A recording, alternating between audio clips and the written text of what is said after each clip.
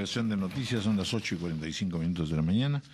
Están con nosotros la congresista Luciana León y el señor Daniel Hermosa Negreiros, presidente de la Cámara de Pequeñas y Microempresas Exportadoras, para conversar sobre un proyecto que ha presentado la congresista, un proyecto de ley 1611, acerca del pago de tributos en dólares para exportadores no tradicionales. Bienvenido, gracias por estar con nosotros. Buenos días, Raúl, Cayetana, Ricardo. Muchísimas gracias por la oportunidad. Efectivamente... ¿Cuál es el sentido de este proyecto? Sí, la situación actual por la que están pasando básicamente los exportadores, que por primera vez en este año han tenido una caída importante en un 6.4%, y que ha traído como consecuencia que cerca de 2.000 empresas dejen de exportar en este año.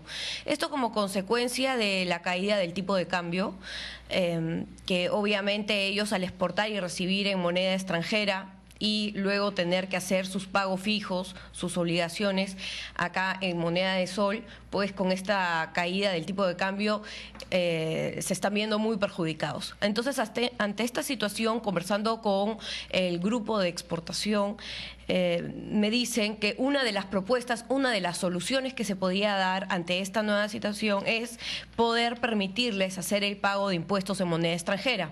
De esa manera no se vean perjudicados en el tipo de cambio en marzo, a la hora que tienen que cumplir con esta obligación.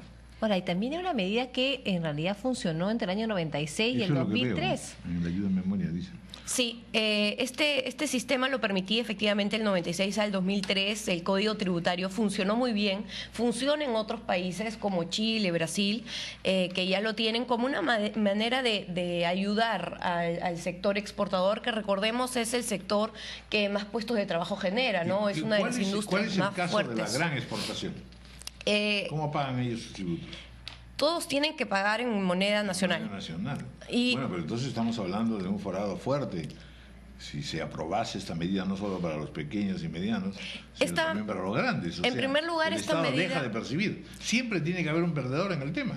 Mira, en primer lugar, este tema, únicamente esta propuesta la estamos planteando para las exportaciones no tradicionales, que son las grandes generadores de empleo. Recordemos que tenemos cerca de 9.000 empresas exportadoras que aproximadamente generan 71.000 puestos de trabajo directos.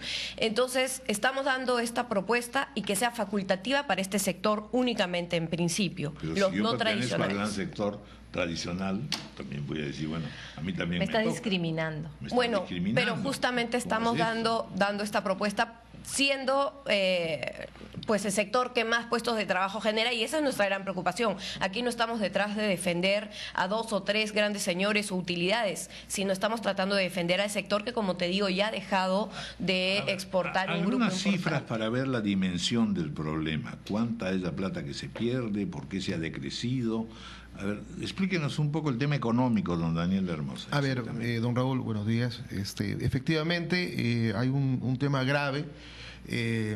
Para empezar, desde la época del gobierno de Toledo, al término del gobierno de Toledo se duplicaron los exportadores, llegamos a más o menos 4.000, y en el último quinquenio del presidente García hemos llegado casi a 9.000, o sea, el crecimiento ha sido sostenido y obviamente también el empleo, pero en los últimos meses, o por decir el último año, con el decrecimiento del dólar, muchas empresas se han visto en la necesidad de dejar de exportar, aquellas que han empezado el proceso exportador porque ya no pueden sostener por el tema de precios, se pierde competitividad, y otras que están todavía en la brega exportadora están renegociando con los proveedores. Por ejemplo, los que exportan artesanías, que no la hacen sino que la exportan, están trasladando a los fabricantes, a los artesanos, esta diferencia, y que es muy grave, y obviamente se ha perdido aproximadamente un 5% del empleo de aquellas empresas que aún permanecen exportando. Si bien es cierto, no hay una cifra exacta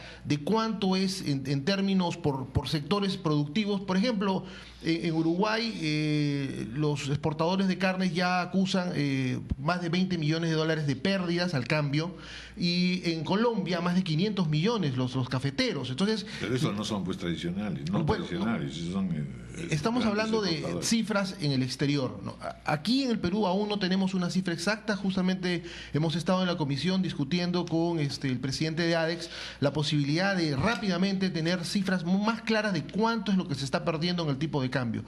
Y definitivamente ya los primeros indicadores, y ya lo ha dicho la congresista, son más de 2.000 empresas que han dejado de exportar, 5% están despidiendo personal.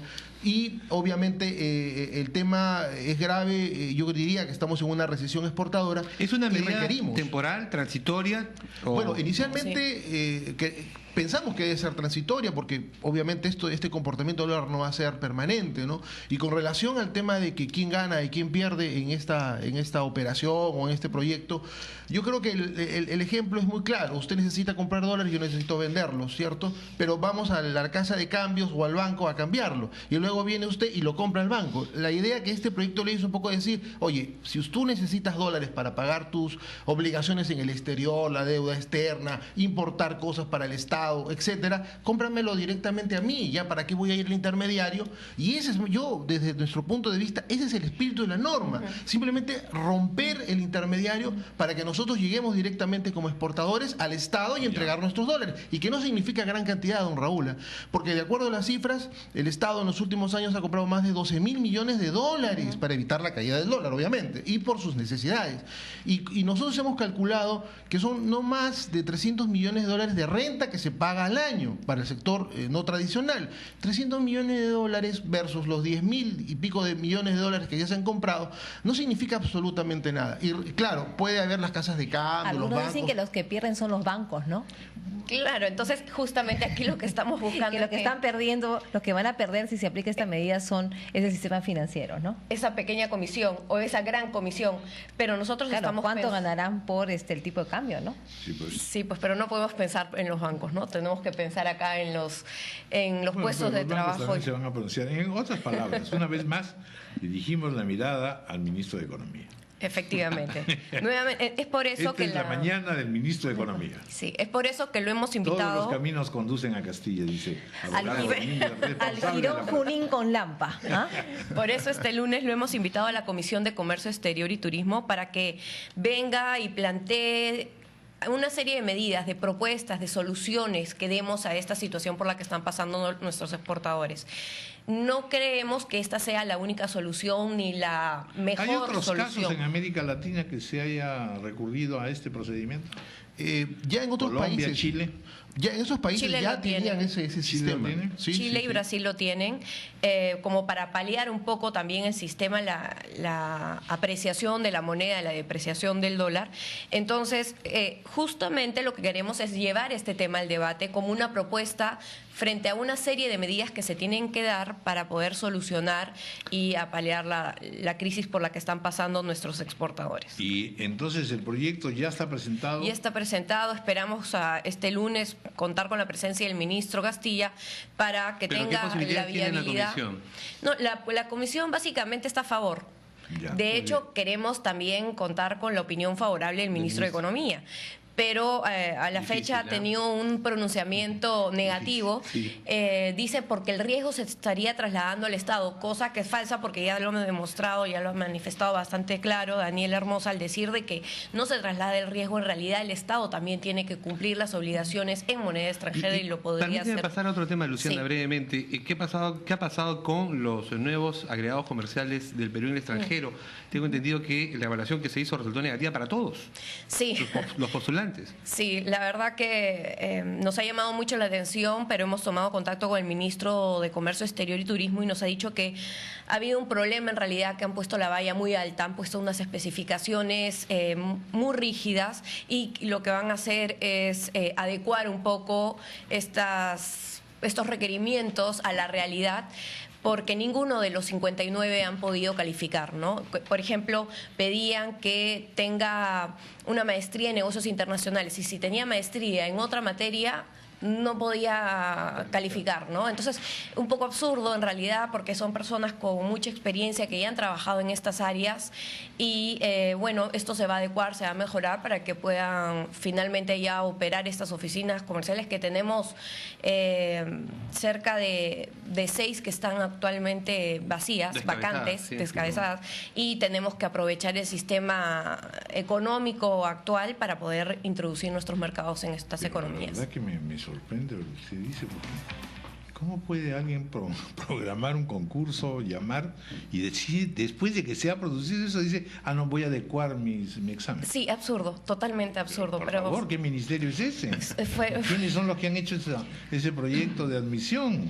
Totalmente de acuerdo, sí. Una cosa increíble. Sí, y bueno, y nosotros... la otra cosa peor, que inmediatamente entra la sospecha. De repente no es que la barrera es muy alta, sino que en realidad los candidatos eran muy bajos. Y entonces ahí sí se crea una situación difícil. Eso es peor. Imagínese usted que hagamos eso en la educación secundaria, en primaria y en universitaria. No, pero... Poner la barrera a la altura de la incapacidad. No, pero en este caso la verdad que tenemos profesionales muy capaces, sino de que las medidas, las exigencias han sido muy rígidas. Por ejemplo, tenían maestrías en Georgetown en especializaciones, sí, no negocios internacionales específicamente, similares, pero algo similar, pero como no eran negocios internacionales, porque esa universidad no daba ese tipo de maestría, no calificaba. Entonces, ese tipo de cosas sí era absurdo. Entonces, estaba mal hecho el concurso en sí.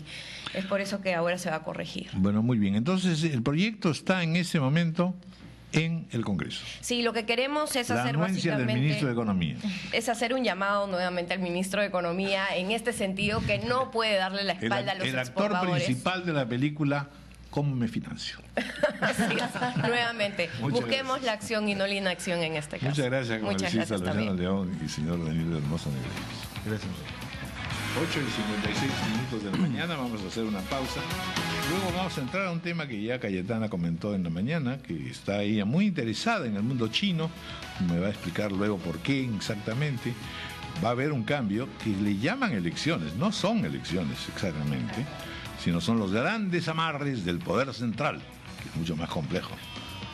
Vamos a ver, vamos a hablar con Jorge Minaya, que nos cuente exactamente cuál es el arte, el prodigio chino, que en realidad no data solamente de Mao.